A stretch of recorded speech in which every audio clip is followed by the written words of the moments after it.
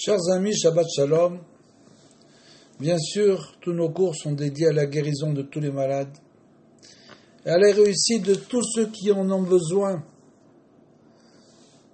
Que nous puissions servir le Maître du monde avec intégrité et honnêteté, puisque c'est bien sûr la seule voie qui mène à la vérité. Et notre paracha Maaseh, c'est-à-dire qu'il parle des itinéraires, et les Maaseh ben Israël, Asher Yatsu Meretz Misraïm. Voici les itinéraires des enfants d'Israël depuis qu'ils furent sortis donc du pays d'Égypte. Les Tzivotam Beyad Moshe Aaron, selon leur légion bien sûr, sous la conduite de Moshe et Aaron. Une histoire assez bizarre qu'une paracha puisse parler des itinéraires, des voyages des enfants d'Israël. Quel est le secret de ces itinéraires? Pourquoi ont-ils dû marcher comme ça pendant 40 ans dans le désert?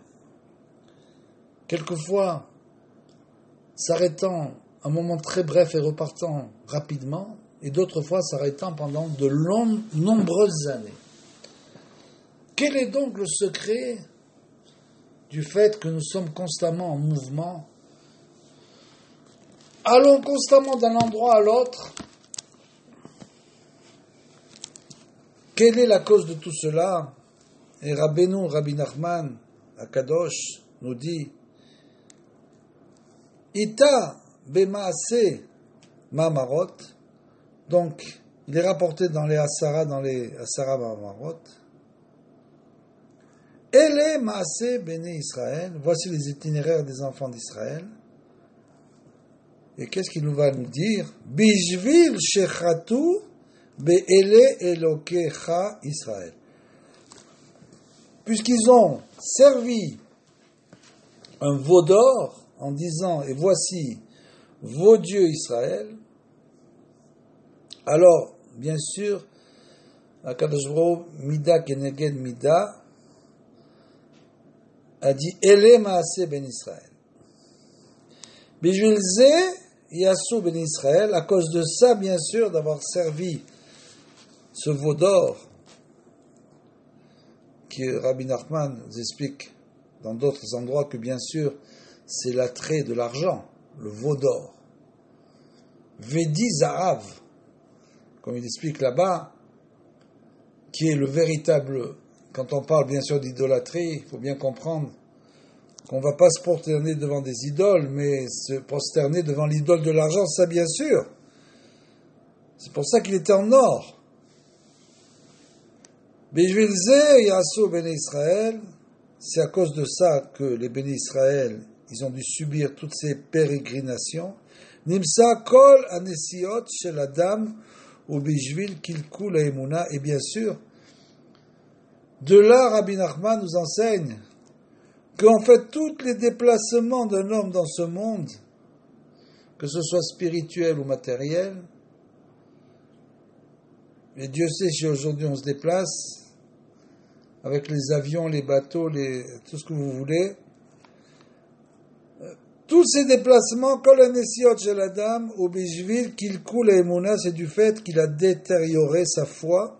Et en quoi a-t-il détérioré la foi? Du fait qu'il se déplace sans arrêt.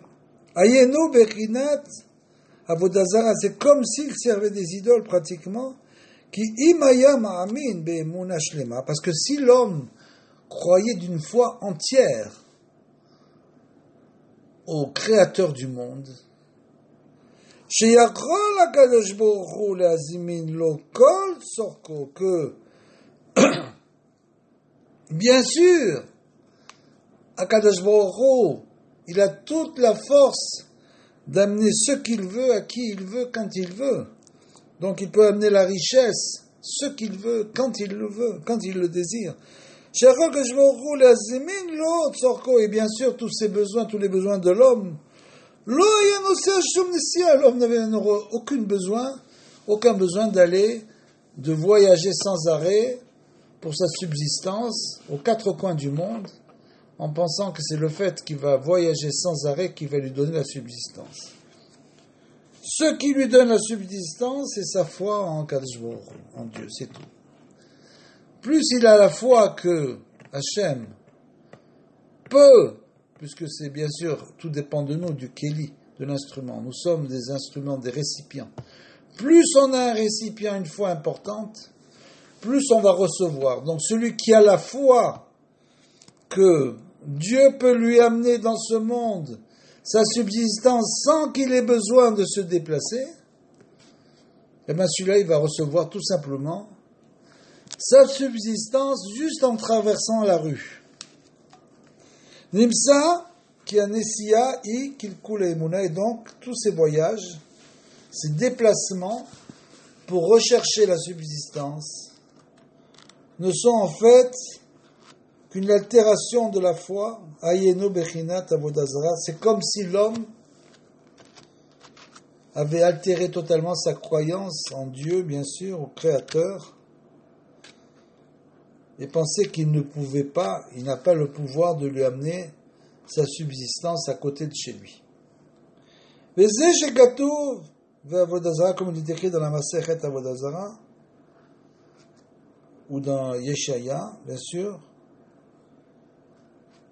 c'est Tomerlo, hors d'ici, lui direz-vous, c'est Zeberinat Desiat Vetitul, donc sortir hors de là, hors d'ici, c'est la notion, bien sûr, de voyage et migration. Gam Aliede Tiltul, Metaken et Tiltul, Shigaram. Et bien sûr, là-bas, on apprend aussi une nouvelle notion, du fait que l'homme va être obligé de se déplacer. D'un côté, c'est, on l'a vu, une manque de croyance, mais d'un autre côté aussi, il va faire ça en quelque sorte pour réparer Kivyachol. Donc, du fait que l'homme se déplace, il répare également les Maala en haut, que Moshe Katouv, en fait, il va réparer en haut ce qu'il a détérioré. Donc, c'est comme une réparation. Gam aliede avodazara nimna amata, et donc à cause de ça, comme on l'a dit, pour ceux qui pensent servir l'idole essentiellement de l'argent, et bien justement c'est l'inverse qui se passe, c'est-à-dire que la pluie est arrêtée à cause de ce service des idoles, qui est Moshe Katouv, dans Devarim, Ya'avdetem Elohim Acherim, et vous avez servi des dieux étrangers. Velo Yematar, et il n'y aura pas de pluie. Ou Matar, et quand bien sûr il n'y a pas de pluie, qu'est-ce qui se passe? En Seva, il n'y a plus de bénédiction. Il n'y a plus de satiété. Chez En Seva, En Shalom, et bien sûr, à la suite de ça, il n'y a plus de paix dans le monde, plus de paix entre les hommes, que Moshe Katouv, comme il est écrit dans les Teilim, dans les psaumes. Yesu Harim Shalom Laram, que les montagnes soient fécondes en paix pour le peuple, que Moshe Peresh Rashi, comme Rashi l'explique, Rashi de 3. Chez En Shalom, quand il n'y a pas de paix, Az En Ish Ozer Lechavero, tout à coup, la solidarité entre les hommes disparaît. Vechol echad sarir lensoa, et chacun doit bien sûr se déplacer, voyager sans arrêt, ou les taltel, les makom, d'un endroit à un autre, Bejvil, Panasato, pour bien sûr récolter, recevoir sa subsistance. Du fait, tout ça, parce qu'on a commencé à manquer de foi, de ne pas penser que, par exemple, c'est quoi ce service des idoles? C'est tout simplement celui qui s'imagine qu'il est obligé de tricher et de voler, de mentir pour avoir une parnassa. C'est exactement ça la définition du service des idoles. Celui qui va penser qui va détourner la volonté divine parce qu'il veut avoir plus. Celui-là est un Oved Avodazara, c'est quelqu'un qui sert des idoles. Ces idoles, c'est le Dieu qu'il s'est créé, en quelque sorte, qui va l'aider, entre guillemets, dans ses mauvais desseins. Donc bien sûr, c'est ça le service des idoles, alors que l'autre va avoir une foi entière, une foi totale que Kadosh Baruch Hu peut lui amener sa parnassa, même dans la droiture, dans l'honnêteté, et qui n'a pas besoin d'aller courir aux quatre coins du monde pour récolter ce qui doit lui revenir. Gam Agalut ba al bitul Torah. De la même manière, la Galout, puisque la Galout, c'est bien sûr quand on est obligé, le peuple d'Israël est disséminé aux quatre coins du monde, vient aussi de l'annulation de la Torah, que Moshe Katuv, Yeshaya, comme il est écrit, mon peuple, Gala Ami, Mibli Da'at, mon peuple sera exilé parce qu'il manque, parce qu'il n'a plus de connaissances. Ve'al yede avodazara ba atzirat geshamim, et qu'on l'a dit, à cause de cette idolâtrie, justement, la pluie s'arrête de tomber au Kshe'en Kema, et comme on le sait, comme il est écrit dans les Pirkei Avot, en Torah, et quand il n'y a pas de farine, quand il n'y a pas de parnassa, la Torah aussi s'arrête, il n'y a pas de Torah, bien sûr. Tout cela dépend uniquement de la foi. Celui qui a la foi, que Akadosh Baruch Hu peut lui donner, bien sûr, c'est pas uniquement la foi, il doit prier aussi. Il doit prier abondamment pour rester quelqu'un de droit et d'honnête. Il a la foi qu'Akadosh Baruch Hu peut malgré tout lui donner sa parnassa, sa subsistance, sans qu'il soit obligé d'utiliser toutes sortes de subterfuges et de tiltulim et toutes sortes de nessiot et de voyages, alors celui-là, il pourra recevoir sa subsistance, justement, comme ça. Et bien sûr, après il est écrit Moshe, inscrivez leur provenance et itinéraire, une chose encore plus bizarre que Moshe a écrit, donc, tout, Vertom Moshe, et motzi'em le mase'em alpi Hashem ve'ele mase'em le motzi'em. Moshe a écrit leur provenance et itinéraire sur l'ordre de l'Éternel. Il a écrit toutes les stations. Voici donc leurs itinéraires et leur provenance. Et de là, on commence à faire donc la liste de tous les endroits où ils se sont arrêtés et sont repartis. De manière extrêmement précise. Qu'est-ce que vraiment ça nous apporte de savoir exactement le nom de tous les endroits où ils se sont arrêtés? Et Rabbeinu nous enseigne que Kol Anesiot et Atitulim Shel Kol Hashana Yu Kulam Bekedusha Gdola. L'homme doit essayer, bien qu'il soit obligé de se déplacer et voyager, tout au long de l'année, doivent être réalisés, tous ces déplacements doivent être réalisés dans une grande sainteté. Beofen sheye tikkun lefgan haemuna, pour justement réparer. Comment il va réparer la emuna? Il va réparer la emuna comme ça, en faisant que ces déplacements soient réalisés dans une grande sainteté, parce que bien sûr, quand l'homme se déplace, il est soumis à toutes sortes de tentations. Gam haemuna, Rachamim, de croire dans les sages, Hacheyu Nirtavim Sfarim Kedushim Al Yadam, jusqu'à ce que soient rédigés dans des livres sacrés, Bebechilat, comme il est écrit, Ve'achitav Moshe et Motzi'em Lemase'em Al Pi Hashem, et Moshe inscrivit leur départ et leur station sur ordre de l'Éternel. Ve'ikar Sheye Kavanato bechol nesiotav, et donc chacun qui doit voyager doit avoir l'intention, vititulim, rag bishvil leit va'ed am bene adam, de rencontrer de nouvelles personnes, nous dit Rabbeinu. Il doit donc voyager. S'il voyage, son intention doit être pendant ces voyages-là de rencontrer donc des nouvelles gens, de nouvelles personnes, Chadashim, Ben Adam Chadashim, ou le Daber Imam, Me'atachlit Ameti, et parler avec eux, c'est-à-dire propager la foi dans le monde, et parler avec eux de quoi? Du Tachlit Ameti. Quelle sera notre fin à tous?